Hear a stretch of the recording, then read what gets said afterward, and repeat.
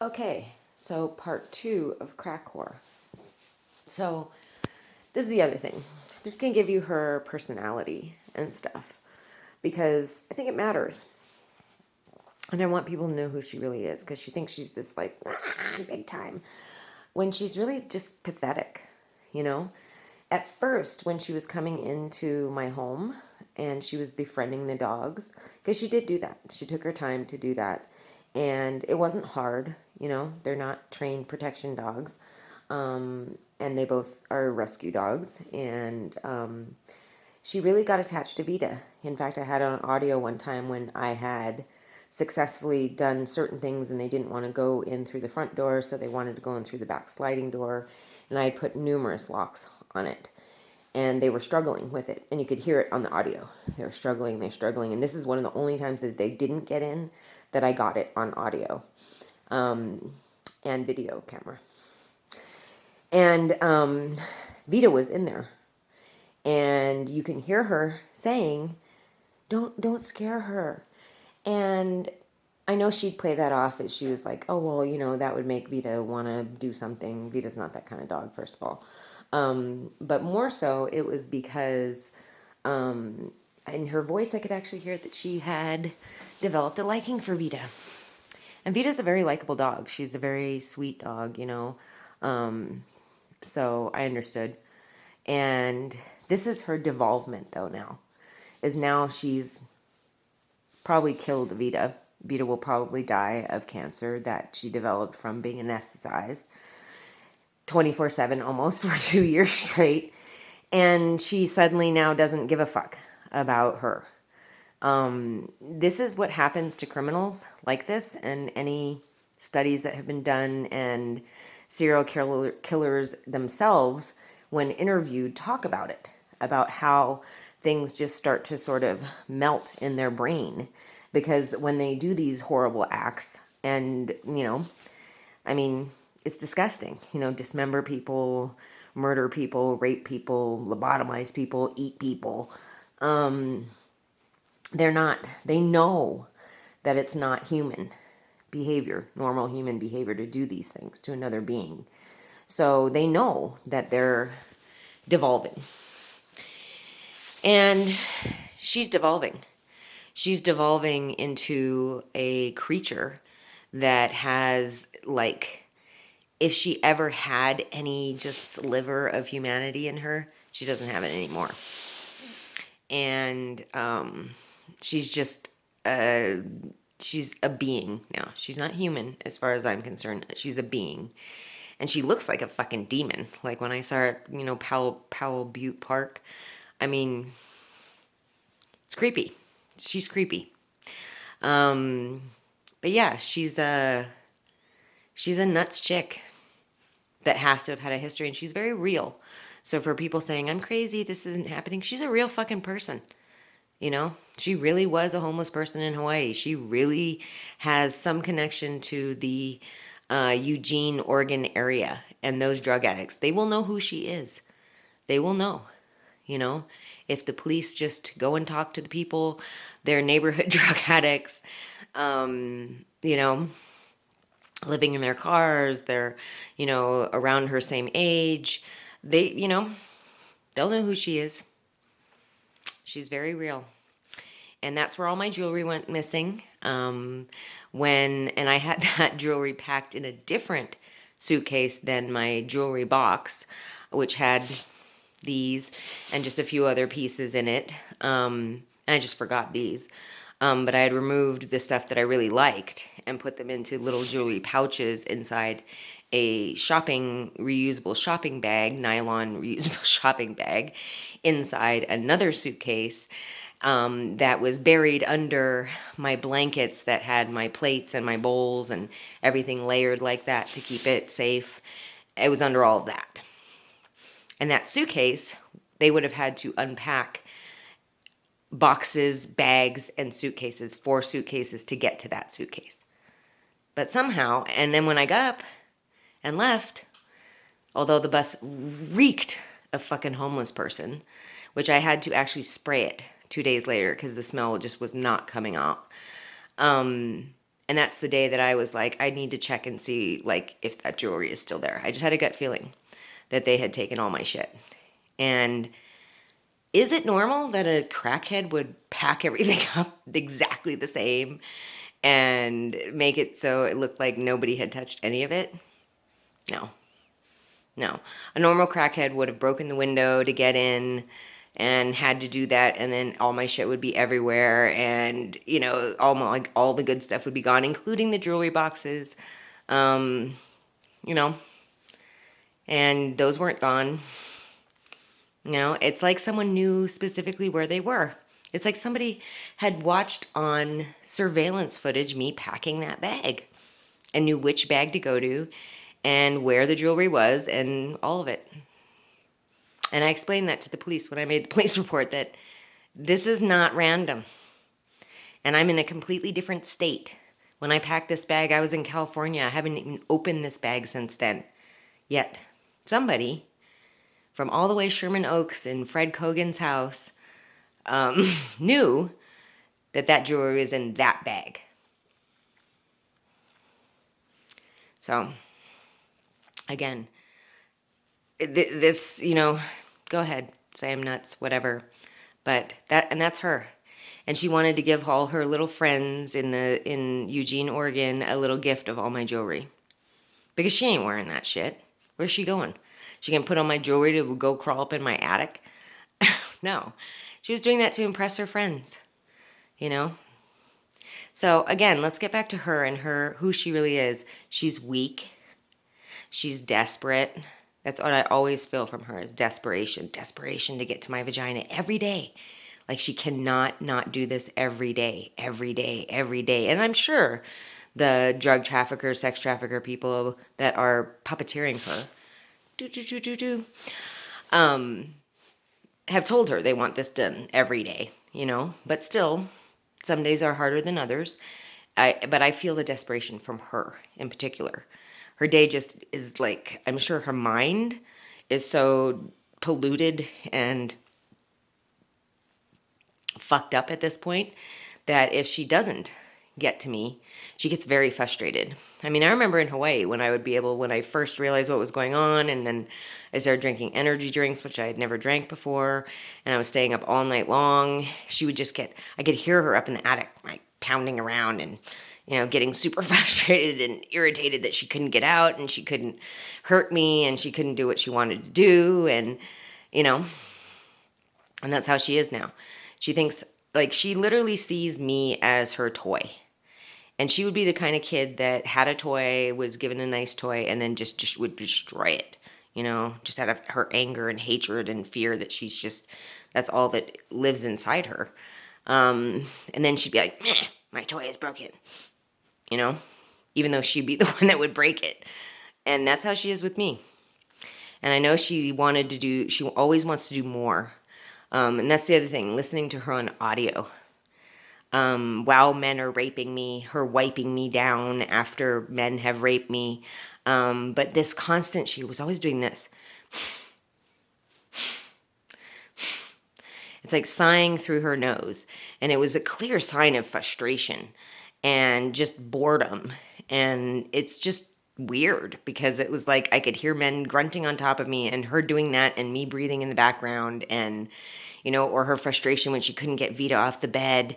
There was this one time where she was like trying to get Vita off the bed and you could hear her going, Vita, Vita. Creepy as fuck. And you can hear me breathing in the background. You can hear her opening up a bag of treats and Vita's still not moving because she's so drugged, right now, she's up there right now listening to this. This is how crazy this is. So if you think I'm crazy, I'd love you to meet this bitch. Because that's a lunatic. But yeah, I think they'll bury her in a hole someday. She's not going to have any use. She's too much of a tie. She's committed. I mean, she literally would get the needle. I mean, this is 6 different states that she has stalked like a fucking demon, raped, sodomized, sex trafficked, drugged, viciously, abused my animals by drugging them and dragging them in and out of places to have me be raped, gang raping me in front of them, she would get the fucking needle. Millions of people would want to see her dead. Period. Because just for the fear that she would be out walking around if not, and no one's going to want to pay to have her fucking put up in a prison for the rest of her life. Why bother? She's a fucking demon. She has devolved into a creature, So, but she's weak. She's very weak. She's very, very fucking weak. And I remember the first time I said, okay, bitch, like, you do realize, like, I was sitting in my house, I could hear her crawling around in the attic, and I'm like, you do realize, right, that if you came down here right now and tried to do anything, like touch my fucking body in any way with one fucking finger, I'd kill you. You know that, right? And I remember the frustration and anger, and I could hear on the audio her, like, arguing with people, and like, and like, she thought that's not true. She was like, nah, I could fucking kill this bitch, No. And none of your people thought so either. Because, they could have easily just had you try to attempt to kill me and then, write it off. And I think she would be the kind of bitch that would not talk. I don't think she'd ever rat these people out, ever. Unlike Brian Cam, who would. I know he seems like he wouldn't, but he would. If it came down to him or his son going to prison, he would in a heartbeat. Because he didn't like being put in the position to begin with. And even though she was used to massage him and massage his brain, and then his son is such a psychopath already, and, but he never wanted to be involved.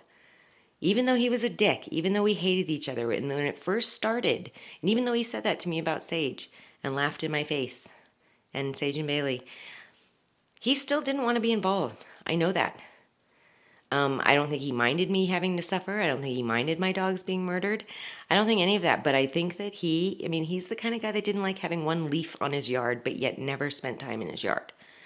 It's just weird. Like, So, she was used. Because I could tell by the way he was all like, ooh, that they had used her to talk to him. But I bet you anything he never let her in his house. Because of her smell, first of all. But just because, he wouldn't do that. She would not rat anybody out. She would not. Because she thinks she's this hardcore bitch. She thinks she's this, like, badass. And this is what this is about for her. This is what this is about. You want to wonder how this happened. It's like a calamity of events. How they found her. And just... finding somebody that was willing to spend hours and hours and hours in my attic, days, weeks, months, went on years, a year and a half, I think, they found her, and she just she's nobody. That's why, and she has no self-respect. She has no standard for herself. So she's perfect. She'll sit up there all fucking night.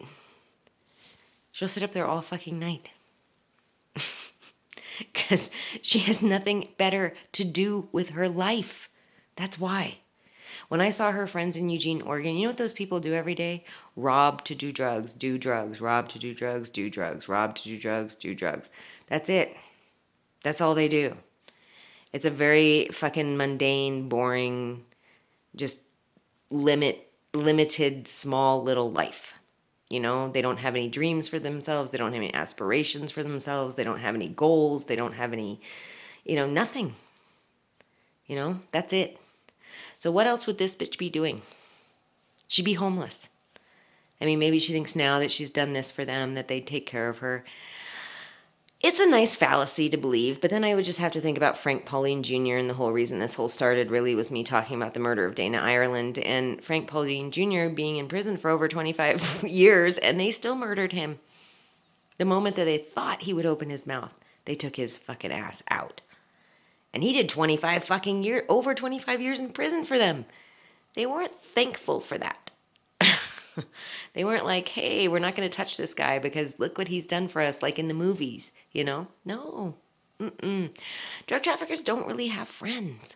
So I think that she believes that she's somebody now, and in her mind, she went from being a homeless girl that nobody really cared about, that probably in the homeless community she wasn't well liked because I'm guessing she was violent and mean and cruel and all of those things because of what she's been able to do to me. And most homeless people don't like people like that, and they always have them around, but they're communities, they're where people live, and they don't want people like that around because it's a threat to them. They don't feel safe then sleeping when someone like her is in the area. She'll steal their shit. She'll fucking hurt them. She'll hurt their animals. Like that's what I'm guessing. And yeah, I think she's just been a nobody her whole life that nobody gave a fuck about. Nobody cared. She was literally sitting fucking homeless in Hawaii. And now she's like this fucking big time in her head, big time rapist, sodomizing, fucking torturer. Like she's such a fucking crazy bitch. And in that like world, she'd just be like, worshipped by her little minion, other drug addict freak weirdos, you know? But she also knows that there's people like those two guys in the Westphalia that gang sodomized me in the Nehalem State Beach Park that she let in. She knows that those kind of guys, they don't worship people like her. They see her as just a cog in the wheel, that she's a woman, first of all.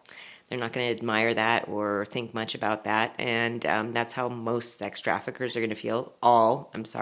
Sex traffickers are going to feel. Women, too, about other women. That's how drug traffickers feel about women. Like, these are not nice people that think anything about women.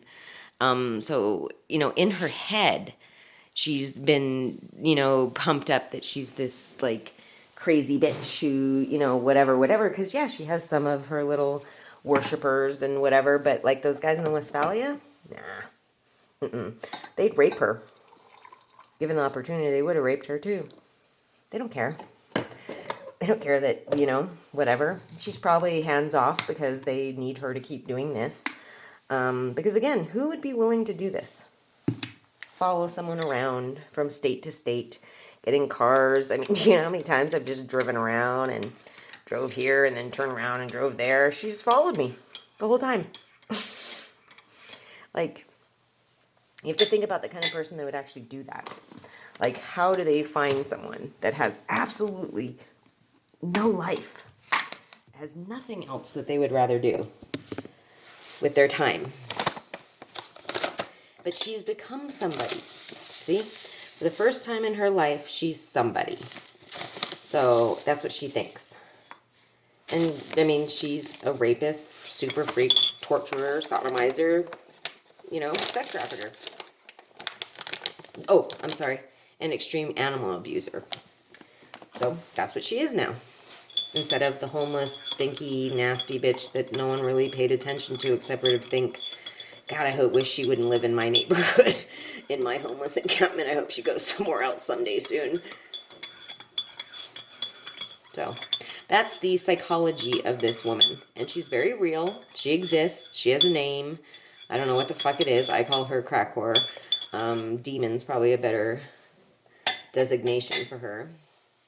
And yes, some of her little demon friends do worship her. The ones that, like at Eugene, Oregon, all those little small-time drug addicts that, again, these are people who were, for drugs, they're helping to rape and sodomize and torture me. But yet they're helping the people that are literally probably going to take their life someday with the drugs that they're ingesting. Literally. They're helping people who don't care if they live or die, and are going to sell them the drugs that will one day probably put them in a fucking casket or in prison, that have made them lose everything they ever had: family, friends, self-respect. It's interesting. I mean, I found it really fascinating to really think about organized crime guys and how fucking smart they are. And she thinks she's like that. She thinks she's top bitch. She thinks she's like one of them, which is super manipulative and all that stuff. And she is. From what I saw in Brian Camp's face, she's definitely got talent at manipulation. What I saw her do to Tamer, I mean, she had him under her fucking thumb, But she herself is being manipulated because she's doing stuff for the very people who made her the super freak that she is. And they don't give a fuck about her. Like I said, the moment, and she knows this, the moment that she would ever become a threat, like say the feds actually fucking gave a fuck, which I don't know what the fuck's going on with that. I'm going to make a next video about that. The moment that she would become a target, recognized, identified, arrested, they'd kill her. They wouldn't care that she wouldn't talk. They wouldn't care. Because the whole thing would be problematic. You know, her going to prison, thinking she's a big time bitch, they'd have to protect her, when the reality is there'd be bitches in there that would fucking kill her. Because she'd be walking around like, I'm fucking the bomb. Knocking someone unconscious, drugging animals, doing all this stuff. I never get to fight. I never get to, fight back at all, ever. My animals don't get a chance to fight back. It's not a show of strength. It just isn't. And I'm guessing in that community, in the criminal community where there's badass fucking bitches that beat people and fucking do some crazy ass shit to people and don't have a problem with people knowing about it and will go to prison for it and then talk about it and whatever. She ain't that bitch. See? And those bitches would want to take her the fuck out. That's what I'm guessing. She may have some protection at some point, but I'm guessing what would really happen is that they would actually want her to be taken out as well. And they would pretend like she was being protected and then just have one of their other people who were a badass bitch, a big bitch, just beat her to death. Stab her, whatever. You know? So she's a total psychopath. I'm guessing she's always been a psychopath since she was a child. I think she was just severely, severely abused. And in the beginning, I actually felt sorry for her. Because I was like, God, like when I realized that there's bitches like hanging out in my fucking attic. And I'm like, holy shit, like who does that? Like who makes that decision for themselves? Like, like I'm a normal person. I'm thinking about like, who does this? Like how do you find someone that would do something like this? And so I thought about who the fuck this was, and what the fuck kind of person does this. And I'd hear her on the audio. So, I mean, the whole thing was very, strange. But yeah. And I used to feel sorry for her because I realized pretty early on that she was obviously super abused and super fucked up. And I had one of these people that would be interviewed by that guy on Soft White Underbelly. That just, no one ever gave a fuck. But now, people give a fuck about her. They drive her around. They chauffeur her around. They, they give her whatever she needs. They take care of her. They get her food. She likes Jimmy John's, by the way. They, because I've smelled it in my place in LA. I could smell the smell of Jimmy John's. She's somebody. All of a sudden, for the first time in her life, she's somebody. And she literally didn't know me at all. Like, her and I, as far as I know, we've never met. I mean, she definitely wasn't anybody I hung out with or knew or, in Hawaii, it wasn't like LA. I didn't, meet a bunch of homeless people because the homeless people in Hawaii are, in certain communities, they're not everywhere, like in Los Angeles. But yeah, that's who Crack Whore is.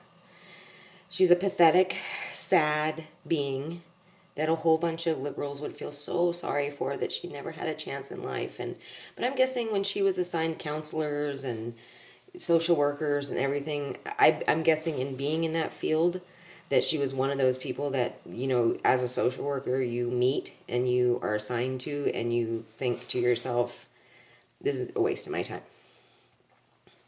It was a waste of my time because there's nothing there to build on. There's no foundation of humanity to foster, to help grow. Nothing. I don't think she ever possessed anything that was worthwhile to the world. I don't think she's ever, and even in the criminal world. So she's been able to do this. She's been willing to sacrifice her entire life to come after somebody she doesn't even know, who's not even done her wrong. Like, even in that world, she's a nobody. She thinks she's a somebody. And to her, like, again, to her little drug addict friends and the ones that she meets in all these communities, I'm sure the ones she's met here in Kanab, Utah, some of them are going to think she's somebody, you know, because she's higher than them, because they're just a drug addict, you know, but she's a drug addict that's raping and sodomizing, and she's got the backing of all these big time guys. But at the end of the day, in even that world, she's nothing.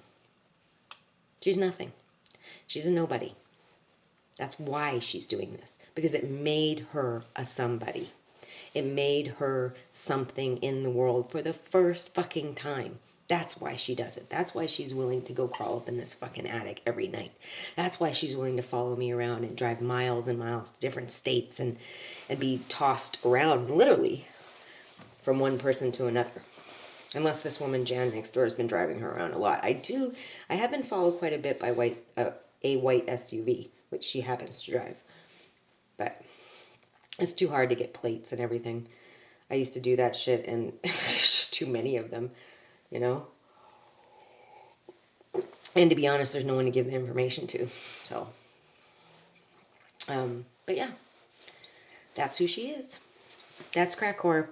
So you want to make that this is a figment of my imagination? She's a real fucking person who has real fucking issues. And if you don't listen to me, and you don't use me to get her put in fucking prison or buried in a hole, whatever, she will do suffering to other people. Because now, what is she gonna do? Like, this is the big thing. If you look at, serial killers and stuff like that, once they start, doing things and getting, and doing more and more, it just builds. And their psychopathy and their psyche is totally like, ugh, like meth, like holes in it, So what is their next step in life? To continue to do that and just keep upping it. I mean, if she had her dithers, I'd be dead, because she wouldn't be able to control herself. They've had to rein her in, Not because they care about her getting caught or being put in prison, because they can take care of that easily. They care about people like Brian Cam. Because if Brian Cam got a knock on the door by a federal agent, that would be bad for them. Because that's part of their network of people that they rely on, that they've spent time building, that, this is what organized crime does in all these communities that people are just not seeing, And in Hawaii, it's easy. I'm guessing, like when I was in Petaluma, in Santa Rosa, very big Hell's Angel stronghold. So there's a ton of people in the community that went to elementary school or grew up with or went to high school with Hell's Angels, because some of those people become those and some of them just are normal people. But what happens is how they network is that they use those relationships to then go to those people and say, hey, you know what, fuck her up or whatever, fuck her shit up, do this, whatever. And it's a favor, and you're being asked a favor by somebody that is involved in heavy shit. And it puts people in an uncomfortable position. But they're very intelligent and manipulative. Once they do that, and the majority of people choose to help, because they feel fear of making a different choice, or they're psychopaths themselves, like Bryant Cam, it's the network they're building. And that's why the United States is going to be run by the cartel, if it isn't sort of almost entirely. And if the feds don't know this, I can't believe that I would be able to figure that out and see that through my experience with these people, and other people would not. Or they would not. But that's how they network. So they care. That's why they don't want me to just die. Because I have named a whole bunch of people in their network that don't possibly, I don't know about Bryant Cam because he worked for the airlines. One of the ways that people bring in trafficking and methamphetamine into Hawaii.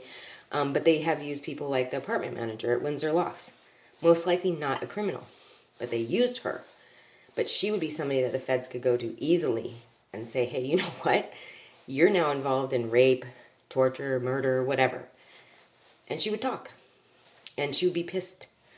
You know, people at RV stores, all these people that they've contacted, the mechanics, all these people that they put in this position that may not be criminals, but they network, they build. And every time that people, you know, bow to them and participate and put themselves in that situation, that's a signal to these kind of people that they have you. And it's really a bad idea. And those are those moments of opportunity that you can actually fight organized crime without being super fighting, you know? Like really putting yourself out there. You can just say no and be like, nah. It's not that hard to beat these people. It's just not. You just have to know them and know what they do and how they operate.